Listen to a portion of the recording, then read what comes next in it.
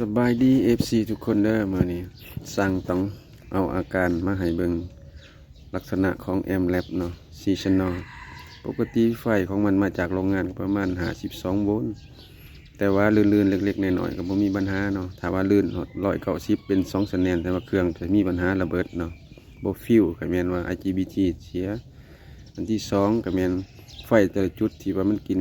เบื้องลบ15บวก15มันก็จะเพิ่มขึ้นไปน้ำกันเนาะถ้าว่าภาคสวิตชิ่งมันมีการเปลี่ยนแปลงภาคคุมสวิตชิ่งมันมีปัญหาเพราะว่าจุดใดก็จุดหนึ่งเนาะอันนี้เอามาฝากเนาะอาการที่ว่าจากประสบการณ์หนาโต๊ะเนาะ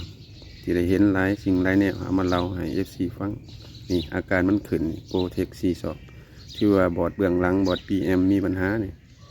เราลองแผ่นเดียวก็ได้ปกติเครื่องนี่มันจะบอกขึ้นโปรเทคถ้าเราถอดบอร์ดหรือว่าเราถอดบอร์ดขยายเสียงออกนะครับเปิดสวิตชิ่งทั่วไปปล่อยเข้า PM นี่มันจะบ่ขึ้นแบบนี้อย่างที่ว่าลูกค้านะไปปรับแถวนั้นเวลาเปิดไฟถ้าว่าเราเหมาะเราจังปรับหรือว่าเรามีเครื่องวัดกระแสหรือว่าวัดคลื่นสัญญาณไฟฟ้าก็สิบ่ค่อยมีปัญหาเนาะขอบใจที่ว่าเขามาติดตามสั่งต้องเนาะซ่อมเครื่องเสียงกลางแจ้งนครหลวงมีหยังสนใจอยากสอบติดต่อนัมเบอร์ WhatsApp ที่หน้าจอเด้อขอบใจ